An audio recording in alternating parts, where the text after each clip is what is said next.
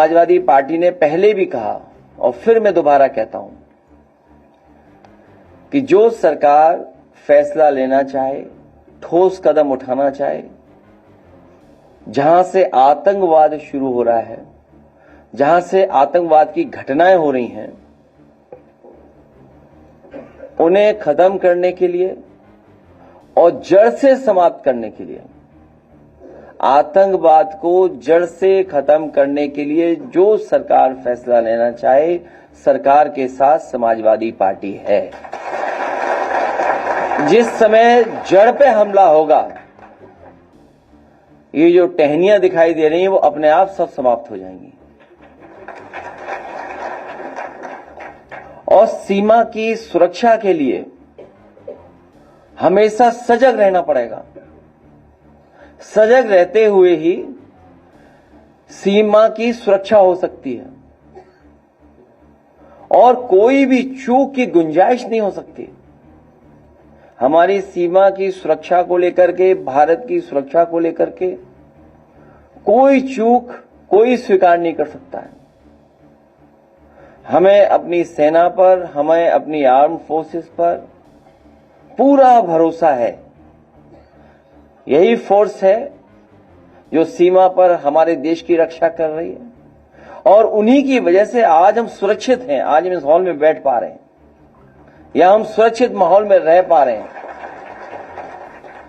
अभी all party meeting का होना फिर तय हुआ है। समाजवादी पार्टी के राष्ट्रीय प्रमुख महासचिव आदरणीय राम गोपाल यादव जी उस मीटिंग में रहेंगे।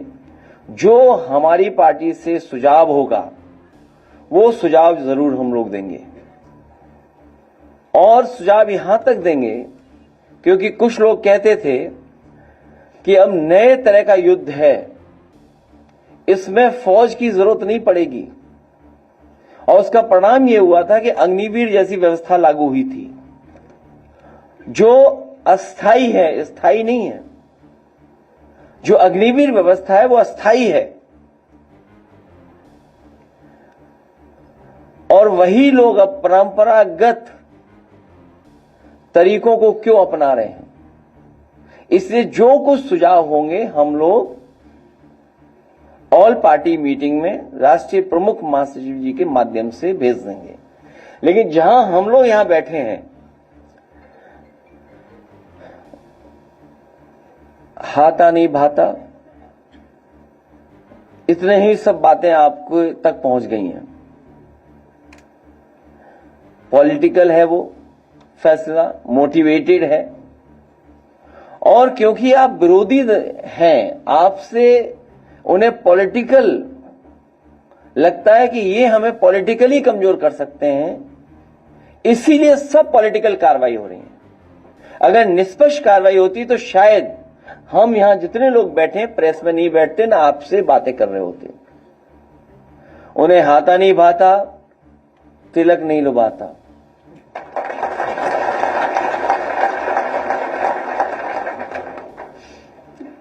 और वो ओसीएम है, आउटगोइंग सीएम। इसलिए अन्याय ज्यादा हो रहा है, इसलिए न्याय नहीं मिल रहा है। 2 डीसीएम भी हैं,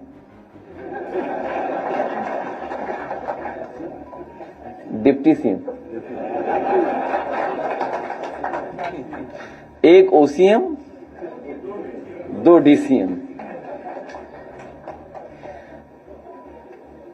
मान लीजिए उपाध्याय जी का परिवार हमारे साथ यहां है और ये सवाल पहली बार नहीं हम लोगों ने खड़ा किया। याद कीजिए वो समय, जिस समय हम लोग, आप लोग बात कर रहे थे, हमारे साथी बहुत सारे लोग कानपुर देहात पहुंचे थे।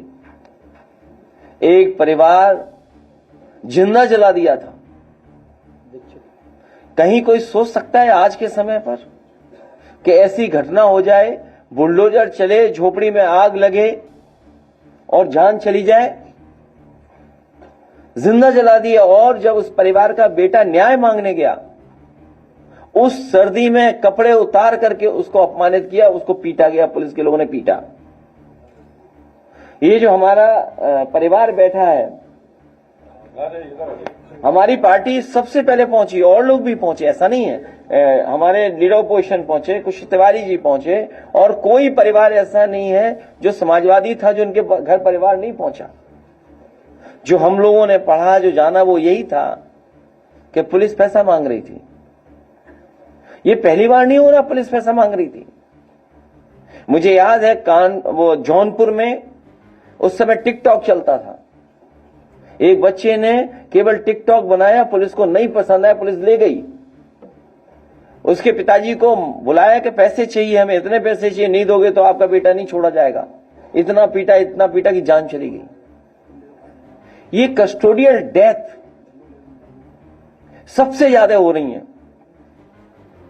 यूपी नंबर 1 है कस्टोडियल डेथ में। ये कौन दे रहा है आजादी कस्टोडियल डेथ के लिए? किसके कारण ये हो रही कस्टोडियल डेथ? जब आप विधानसभा में बोल देंगे ठोक दो, और जब पुलिस से आप पॉलिटिकल काम लेंगे, आप अपने पॉलिटिकल राइवल्स को जेल भेजने के लिए काम लोगे। मान लीजिए अभी लीडर ऑपोजिशन ने कहा आदरणीय आजम खान साहब को जेल भेजा। हम बहुत सारे लोगों को जानते होंगे। हमारे दीक्षित जी बैठे हैं, जन्म की तारीख ठीक है, सर्टिफिकेट आपका नहीं ठीक है, ये सीतापुर के रहने वाले हैं। उस जमाने में कंप्यूटर नहीं था। डेट ऑफ बर्थ कोई कहता था होली से पहले, कोई होली के बाद, कोई दिवाली से पहले, दिवाली के बाद पैदा हुआ, वही कहानियां बन जाती थी, वही तारीख बन जाती थी। और रमाकांत यादव, कितना पुराना मामला। इरफान विधायक, हालांकि प्रजापति भी जेल में है। अभी उसका परिवार, जब हमें राज्यसभा का चुनाव था उस समय मिले परिवार के लोग मुझसे आए, बोले कि हम बड़े संकट में हैं। मैंने कहा क्या हुआ? बोले मुख्यमंत्री जी ने हमें बुलाया और मुख्यमंत्री जी ने आश्वासन दिया है कि प्रजापति जी के सब मुकदमे वापस हो जाएंगे, केवल हमें वोट दे दो। सोचिए, प्रजापति जी परिवार ने वोट दे दिया वहां, क्या प्रजापति छूट गए? तो ये वोट के लिए कुछ भी कर सकते हैं, ये ऐसी ही सरकार है। इसलिए हम सब मिलकर के इस सरकार को हटाने का काम करेंगे, और हम अपने सभी लोगों को भरोसा दिलाते हैं, पीडीए में आप भी हैं। जब कभी भी आप अपना नाम शॉर्ट में लिखते होंगे तो पीडी लिख देते थे होंगे। कुछ लोग जानते होंगे, अगर लिखना है शॉर्ट में लिख दिया पीडी, तो आप तो पहले से ही इसमें पीडीए में।